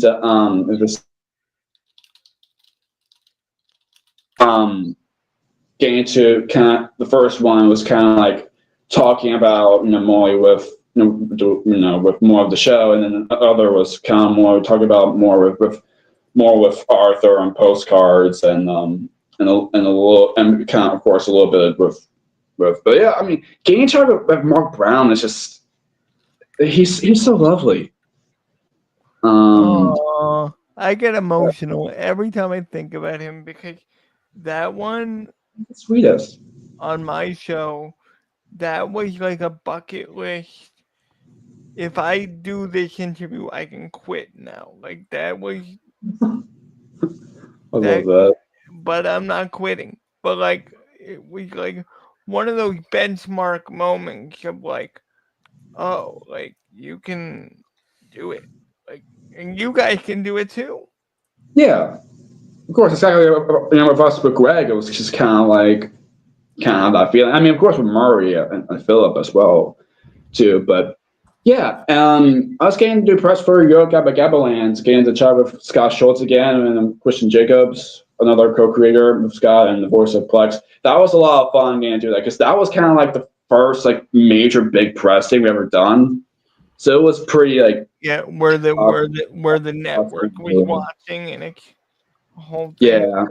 Yeah. First Apple thing we ever did was Carl the Collector, Lisa Witt, and Sakura, and of course, recently Danny Tiger versus Someplace Else episode, which, like what you already said, Chris, wonderful collaboration. And of course, you can't forget mentioning Jennifer Batten and Bermuda Schwartz. Oh yeah, those were cool. And again, going And back Tyler and Toby were there for Jennifer. going back to Michael Jackson, the Jennifer Batten one was really cool. Big Michael Jackson fan, so Yeah, me too. So it was great. Let me have that picture. There we go. There we go. Oh, you can barely see, but there you go. Yeah, us, Jennifer. It was so fun. Bermuda was one for two. Debbie Spinney. haha. That conversation though, it was so like you can't. You have like it's one of those things like I felt so bad for her at the end. It was just like it was so special. I felt so bad for her at the end because it was so long, but like she didn't mind. But she loved that though. Oh, Yeah. Getting to do a reunion between the Lions reunion. I was just gonna bring that up because Dominic in the live chat said puppeteer pick OMG. Well, if we want to talk about probably the best puppeteer pick we've ever taken. Yes. Yeah, it was so fun. Getting to talk with Chris, Norman again. Lovely individuals who got to create what the show was. Sarah Durkee, which Paul Jacobs was there too, so that was pretty awesome. Wonderful. The rest of the puppeteers were there. Peter, Jim, Cooper, first time on the show. Pam, Tim, Jen. Yeah, I mean, such wonderful individuals who got to the puppet world, who got to be involved in such a big show like Between the Lions. And for us, Between the Lions was another one of our favorite shows, and with PBS Kids wise too. I mean, the way the show was, and like in such a what was that? What the word I'm trying to go for? Like the way how they the curriculum based, how the way curriculum like was with the show, how important the importance of reading to children such an early age, and how important reading is for having that show. I mean, of course, Rainbow is kind of another show, kind of like that, but Between the Lions is kind of like it was like so different with that. So, speaking of reading Rainbow, getting to do that as well, getting to do that itself, it was so fun. What about the Reading Rainbow book? Yeah, creating Rainbow. Yeah. Barbara, one of the co-creators, Pam and Tony. Yeah. Yeah, Pam and Tony. Yeah, it was so fun getting to do that. But yeah, going back with that, it's just the way how the teaching was with Between the Lions. It's like I don't think there's gonna be another show that's gonna be like that. I mean, of course, there's also have all these crazy, wacky, stuff, segments and songs and there's some humor with it, kind of like that. But I don't think there won't be a show like how Between the Lions was. Not just how curriculum was, but just how all the segments, all that come together with each episode, with all to one. So, yeah. Of course, getting shot with Joanne Samuel, Mrs. Bingle in the Wiggles movie, one of the Wiggy dancers, formal Ryan DeSagne, and Philip Murray and Greg. I mean, they're awesome too. And of course, with Greg and Murray, it was so cool for both of them getting kind of talk about like a couple of the stories that not a lot of people know. Like for example, with Murray, where we were talking about this is more of a songs wise. With Play Guitar with Murray. Also, I hope you all enjoyed with the Fullback Thursdays. I hope you all enjoyed with that as well. Yeah, that's been a lot of fun getting to do. Yeah, I can do that. But with Murray, with him just saying about like Well, it was originally the one verse. It was like when he was a boy, he could play rock and roll all day or something. But then, Yeah. but then it was when he sings, he strums the chord, and that's just kind of what it was. And then with Greg, it was with Can You Point, Fingers to a Twist, which also one that's pretty much his favorite Beatles song when he got to Road. It was Slide It aside and clap your hands. But then was Scratch It, then was Can You Point Your Fingers? And yeah, so see, it was cool for for Brian Murray kind of like how that opened to kind of like talk about original story of certain songs that not a lot of people know. So it's pretty cool. With so many episodes. Sorry, go ahead. I was just gonna say another thing we got to talk about that I haven't talked about yet on this stream is getting to interview all the Sprout people. Yes, yeah, most of the hosts and Gigi Abraham, JB, and but yeah, I'm looking for y'all keep an eye out with the normal Fullback Thursdays down the road and episode coming tomorrow. But yeah, the Sprout people. It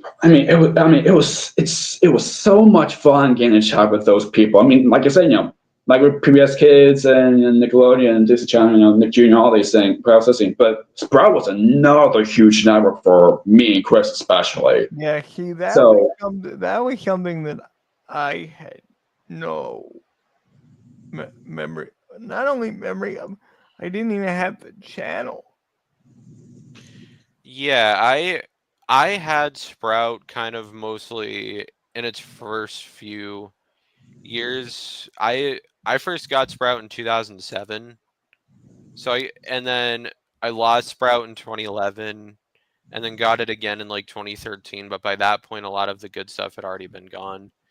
So yeah. I was kind of there for like Sprout's kind of heyday, like it's like the kind of golden era. And yeah, now getting to interview all except all except 3 Sunny Side Up show hosts and the hosts of the Goodnight Show and Michelle Epe, Social Income, and Denisha,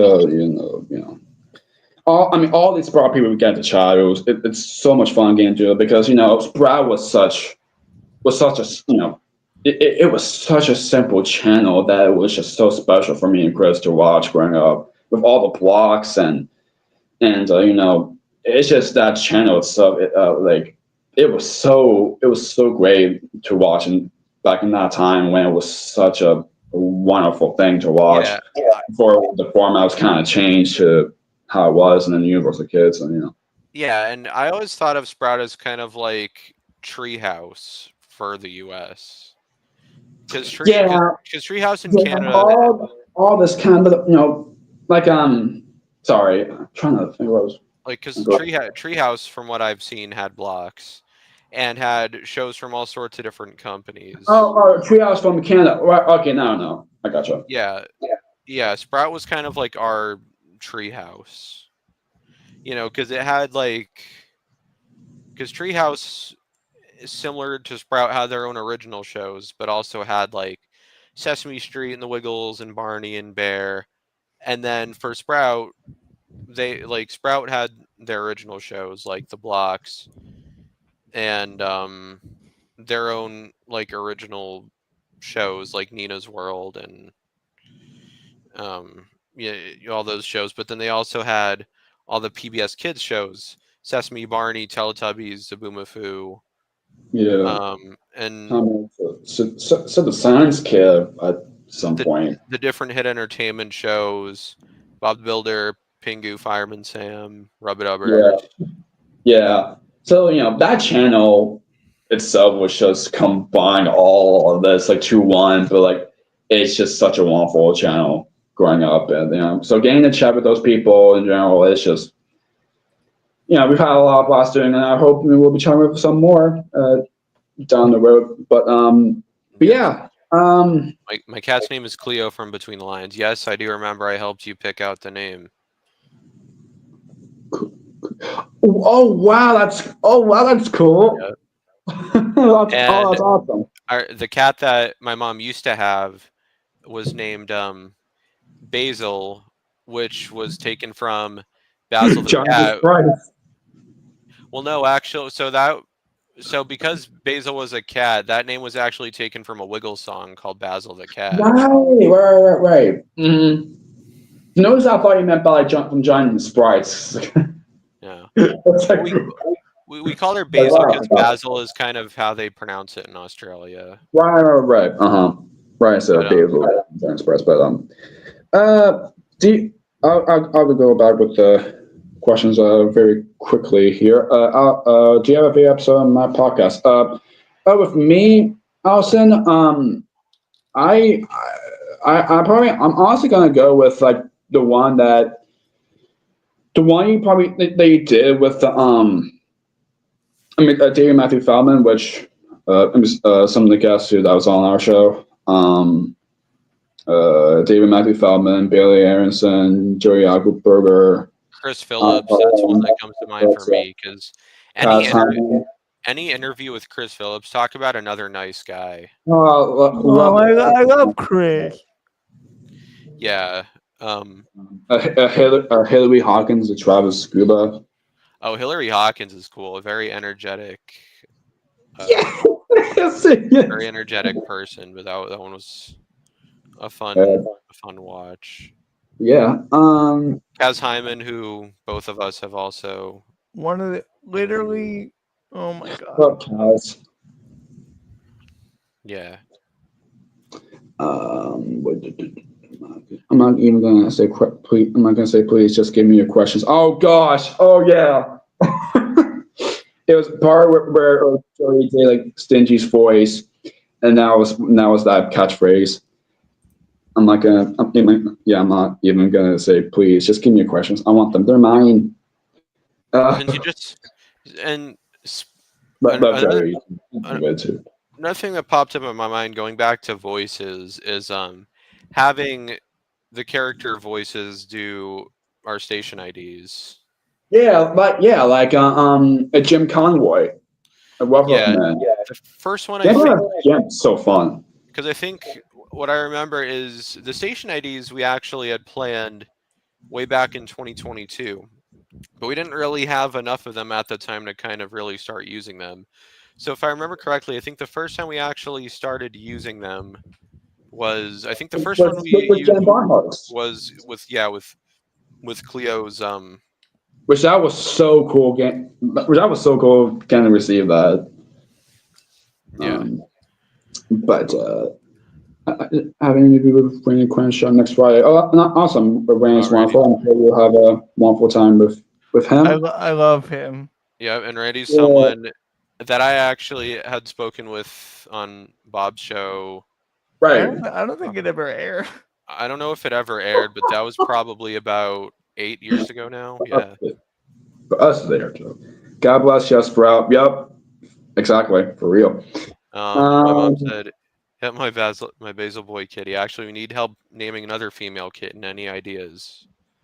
All right, Chris. No. That would be cool. Yes. Next time we talk, I will definitely talk to you about that. That would be cool. Yeah. I was joking about going to say Gilbert, but It's a female kitten, Jake. Come on. I'm kidding. Gilberta. Oh, see, Gilberta. Okay. Gilberta's funny. That's funny. That's funny. I didn't see it. Okay. Thought I step by real quick and wish you a happy 4th anniversary. Hope you guys enjoy yourselves and thanks for keeping nostalgia alive. Well, thank you, Toy, for a wonderful message. Yeah. So quickly, let's talk about some like kind of the funny moments throughout the show because there is some of them for sure.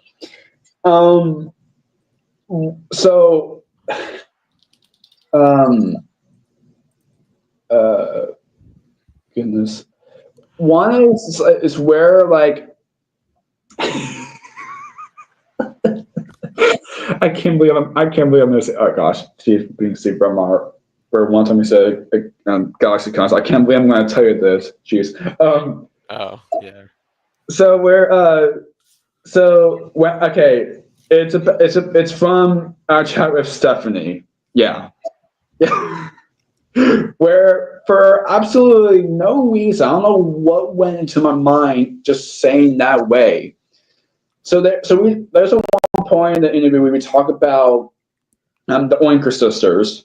Oh, jeez. Which one of which I assume it's one of the part of that, which wonderful another person too, obvious great. So yeah, for absolutely no reason, there was one point of that interview that I just called it as, instead of Oinker sisters, I call it as the Oinky sisters. The Oinky sisters, yeah, I remember that. That was kind of like a running joke for a while. I remember. Yeah. Because I remember sometimes I just messed up on certain things. I'm better with that now compared to that part, but I don't know. It's just, with Genevieve, she's talking about Choo Choo Soul, experience working with the kids, doing green screen stuff and doing the music video shots and stuff. One time, there's a point where she's talking to a kid about I think it's a jump song where there's one part they were showing like a kangaroo or something, and then Jamie was talking to the kid, was like, imagine there are kangaroos over there, and the kid just goes, if there are real kangaroos, I'll do it. That's funny. And there's another one, I think another one with Genevieve, oh, right, I remember now. The other kid was so upset about something, and Genevieve's like, what's wrong? And then the kid goes, I wish I had my fake eyeball, or something like that. Oh my gosh. Interesting story about Genevieve's interview. Here's what I remember about that interview. So now, okay, so as everybody knows, we all have things in our houses that are battery operated. Now, usually, when battery operated things are not working, they usually don't make any noise, and you need to put new batteries in. Now, again, usually things don't. Usually, when things need new batteries, they don't need noise. They just don't make any noise at all. However, when you have a smoke alarm in your house that is battery operated, when the batteries need to be replaced, it beeps. Now, most people's smoke alarms just do one little quick beep just for a second. And then every 20, 30 minutes or so, it'll beep again. However, our smoke alarm kept on and off for several minutes, kept going beep, beep, beep. And it's one of those smoke alarms that has the voice on it. It has a voice on it, so it'll go beep, beep, beep, evacuate, beep, beep, beep, evacuate.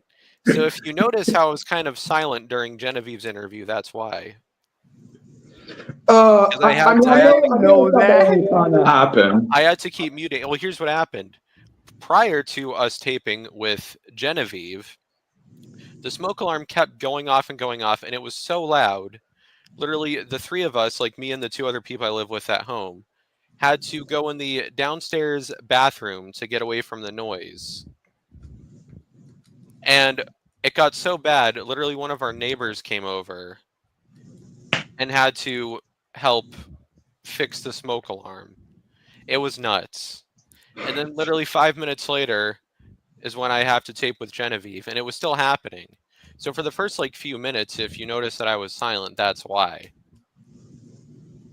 Yeah. Yeah. Yeah. Wonderful things happen when you're going to do a podcast episode, and that happens. Yeah, there have been a couple different things. I mean, times when people are like late to interviews, which we've Oh my gosh, yeah. now said Sometimes that happened, but of course I don't want to talk about names, but yeah, we've definitely changed that. But you know, I mean, a couple of times where guests are just not there, or for a bit. Well, not a bit, for just not there, like for 10 minutes or 30 minutes. A couple of them, but it happens. But yeah. Let's see. Any more questions? With the Wick Lion story. Oh, I love this one. Yep. No, it's the one where at one point he had like Nikki with him, and then it's just on the spot. Nikki just said, "Hey Jay, you're born in 2004. You weren't even born when Avenue Q was happening. Yeah, because you could be my father, brother." Because Jake was born in 2004, and then Matt and I are born in 2000. So the kind of like the joke was that because Jake was born after the first, like when Avenue Q started, the joke was that, oh, you were born in 2004, I could be your father, brother. Yeah. He was born a month before it opened on Broadway. Yeah. Because it opened on July. Wait, no. No, wait. No, not even. No, sorry. What am I saying? He was a year old by the time it was out. But of course, I wasn't even that close to the age I should go to the Avenue Q show. So imagine go as a baby going to the Avenue Q show. No, God, that'd be terrible. Yeah. I interviewed with Charlie Adler. Oh. that was so. It was so fun. Just where at one point where Charlie was like, it's like, you introduced it. You introduced me. Yeah, that was the moment that I remembered that Spotify for podcasters has an explicit option that you can turn on if episodes have swearing in them. And that one I needed to turn on the explicit setting for sure. But I mean, there are a couple. Yeah. Oh yeah, there have been a couple potty mouth interviews, as I'll call them. Yeah, I was really about to mention that. Stephen Anthony Lawrence, James Godwin. Well, that dude just he doesn't know any cool. Like, go to more of this one. Where Patty works, where there's a time where she talks about like a story about there are times where if she's riding and I think like her husband like driving and she's with him or something, there are times for absolutely no reason she does the BJ voice. There's something like that. And the last thing with that is Ryan DeSaulnier, where one part where he was talking about where all the dancers and rules and all that go to like a theme park about going to that ride and that ride and that ride and not all that all about right. And there's a point where someone said, "We want to do all that. Does that sound Does that sound good, guys?" And Ryan was the only one that says, "Yeah." But the rest, no one cheered. It's just Ryan just saying. Maybe everyone's not cheer. But yeah, Ryan was great as well. But Ryan's awesome, and of course, we recently learned through his Instagram that his wife sadly passed away after losing a cancer battle. Of course, all of us here send a lot of condolences and prayers. Our condolences sent to the family. Yeah, the rest of his family. Yeah, sorry. Yeah, really sucks about what's happening with Ryan right now. A lot of best wishes for him, especially right now. We'll go with a few more questions and then we can just end this off Mhm. Yeah. Well, okay. There's not much. I mean, okay. I don't think there's any more questions, but Unfortunately, you guys, I do have to hop off, but I'm glad I got to celebrate with you guys for a bit. yeah. Well, thank Absolutely you again, love having Chris, you. for how you are with us for our show, and thank you for stopping by to celebrate with us. By you're the best, as you Love you know. guys. See you guys soon. Bye, See you, everybody. Bob. See you soon. Bye. Bye, Bob. Bye, Bob. Yes. And actually, going back to the cat name thing, if my wonderful mother's still watching, I thought of a nice name, and this one popped up in my mind. This might be kind of a deep cut for you guys watching. Gilbert. I was thinking the name Elsie. Elsie is the name of the cat on the Disney show Stanley. Oh, right. Okay. Right. Okay. Yes, the cat who sings "It's a Great Big Book of Everything." Da-na-na-na-na. That song, yeah, yeah. Her Yeah. name's Elsie, so I was thinking Elsie might be a cool name. Yeah. Yeah. Thank you, everyone who asked questions. I mean, I'm sure those who's going to be watching playback or was going to be here, but then get to it. Y'all can just have the questions down below. Just why not? And either me and Chris will answer whenever we have the chance to, whenever we get to check out. But yeah, thank you everyone who's in the live chat. But Yes, and yeah, in the if you, meantime, yeah. I was just gonna say quickly, if you guys do want us to do like a proper like Q&A thing where the way we did it before, where we have you guys send in questions before and you want us to answer them, that'll be fine. Just let us know, and when we're not as Just let us know. busy, we'll try Yeah, and just make let it us know in the comments. Yeah, just let us know in the comments, and just if we think it would be a good idea for us to do that again. And with that being said, before we kind of give our closing thoughts, we should talk about the other things that we're trying to make happen as soon as we can. Um, Yeah. so the other thing, so one of the things we notice a lot of podcasts do this. We are considering starting up a Patreon, and so anyone who knows a lot about Patreons, please reach out to us or let us know. Or if you have any ideas for tiers or things that you want us to kind of add to our Patreon, you can let us know here. You can let us know in our Discord server. You can email the podcast, Jake's Happy Nostalgia Show at gmail.com. Yep. Yes, you can just let us know ideas you have for our Patreon, because we know our fans love to reach out to us, and we want to be able to find a good way to reach back out to our fans who have supported us for the 4 years that we've been running. So yeah, let us know what ideas and suggestions you guys have for a Patreon. So that's one of the things. The other thing, and I don't remember if I included this in the post I made on social media, we have talked a little bit about the idea of having real life merch for you to buy. Yeah, we've been talking about this for a while. So I mean, same with Patreon as well, but March is one of those things we definitely we talk definitely touch base together for quite some time. So Yes, because we have a lot of loyal fans out there who I'm sure would love a Jake's Happy Nostalgia Show T-shirt or coffee mug or something like that. So that's something we definitely love to look into. At the moment, we are currently looking for the best platform to kind of sell merch on. And if you guys have any suggestions on good platforms, definitely, again, let us know. So that's one of the things.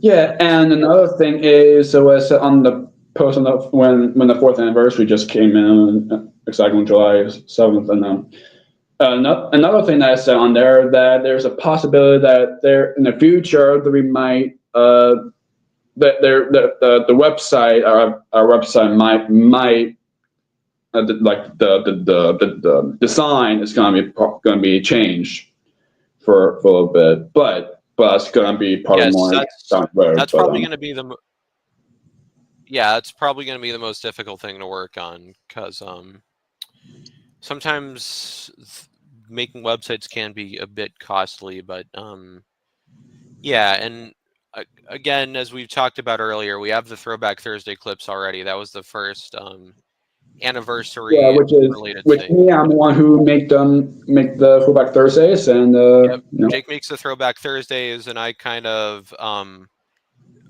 doctor them a little bit so they fit the kind of aspect ratio that you would need to make YouTube shorts. Yeah. And also another thing is, there are things there are things that I do for the podcast, and there's things that Chris does. So there's always something both me and him like do for the show. Yes. So And of which is great. course, people like our wonderful editors, along with myself, Yeah. Drew and Simon. Yeah, Simon from Babyland Creations and Drew, they probably know from him from Blind Community and Wiggles Community and all those things. But yeah, you both were the best, and thank you for both for what you have done for being such a wonderful editors.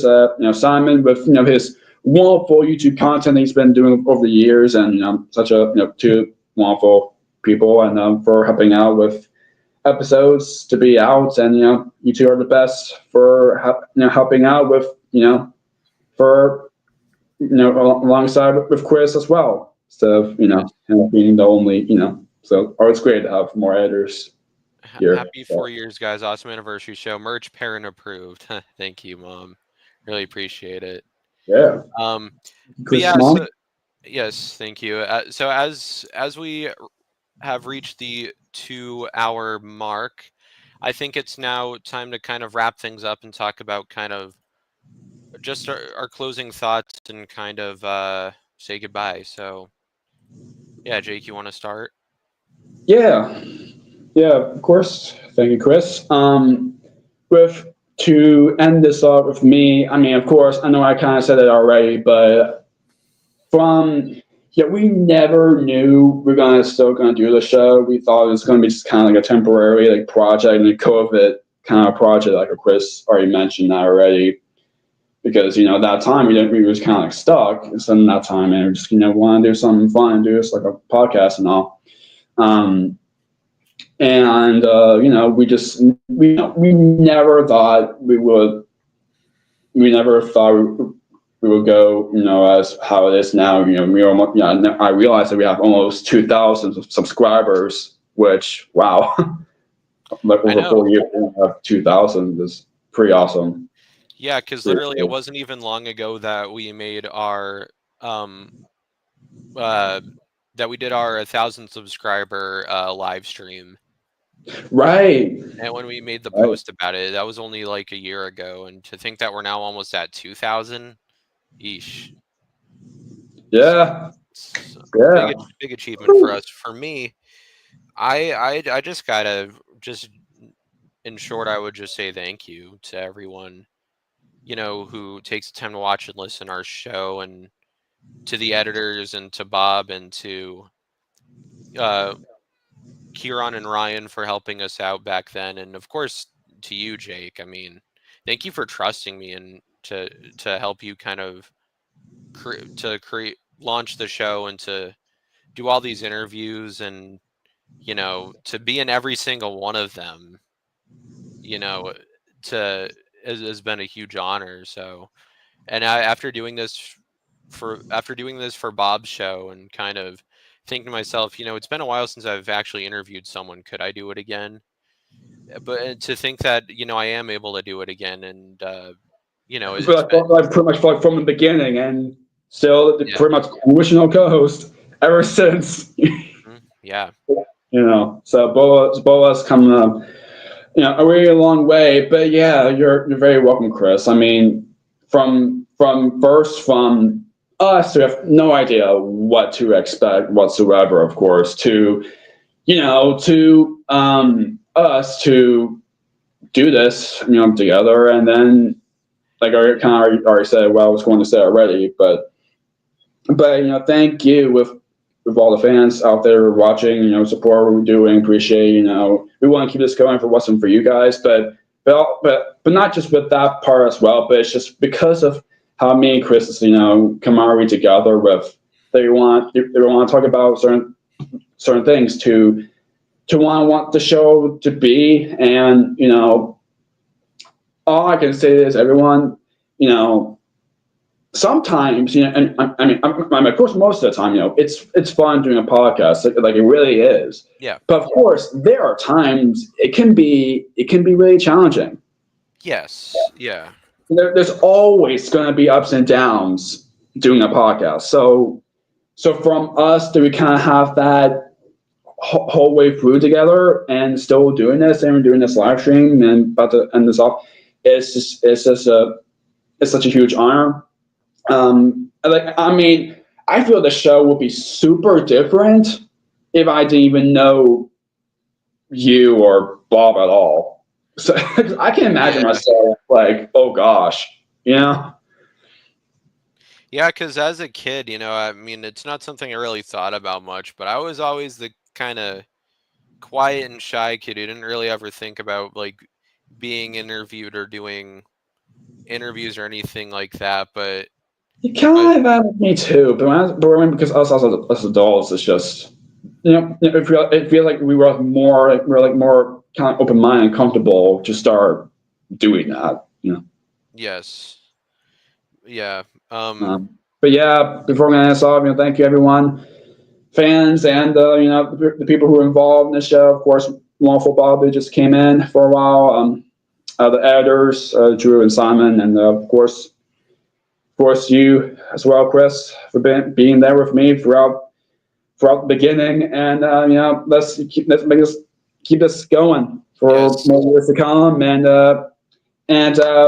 before you're probably gonna ask, the usual that we always do every live stream and every episode. Before we go to that part is, we, a lot of wonderful, for all the episodes we've been done, for over 300 of them, there's so many episodes that we've done that we feel like we did, we got to chat with some of these people that we never thought we would chat with, like with Kevin Clash or Greg and Murray, it's just, from us that we worked hard for doing what we are doing to make this happen for you guys. It's such an absolute joy. So, thank you all for supporting, and keep supporting, and keep loving the show as much as we do. And looking forward to more down the road, more episodes, more things coming down the road, more wonderful, a lot of wonderful more conversations coming your way, because there is definitely a lot more wonderful episodes that will be coming that we haven't got to chat yet. But there's because how the format of the show is, it's going to keep on going. It's going to be endless. There's going to be a lot more wonderful guests going to be coming on. So for having a show like that instead of like a boring franchise show to like us, it's going to keep on going, which I'm so grateful for our show to be like that. So again, thank you, everyone. Absolutely, and thank you to everybody who tuned into the stream tonight. It is time to say goodbye. Thank you to my mom and Dominic as well for taking the time to watch this live stream. Love you guys. And yes, keep on the lookout for more wonderful interviews and a lot of fun, a lot of more nostalgic fun coming your way. And as always, what do we say, Jake? Yes, exactly. Keep nostalgia alive.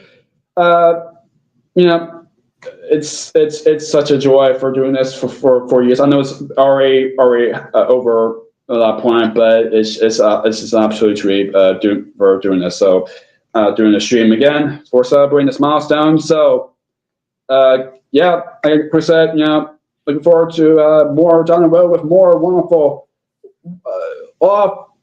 fun chats coming very soon. So until then, keep nostalgia alive. Take care, everyone. We'll see you next time. Next episode, next live stream, where you can watch or listen, where you listen to podcasts and all that. So until then, keep nostalgia alive. We'll see you next time, everyone. Take care, everyone. Bye. Bye.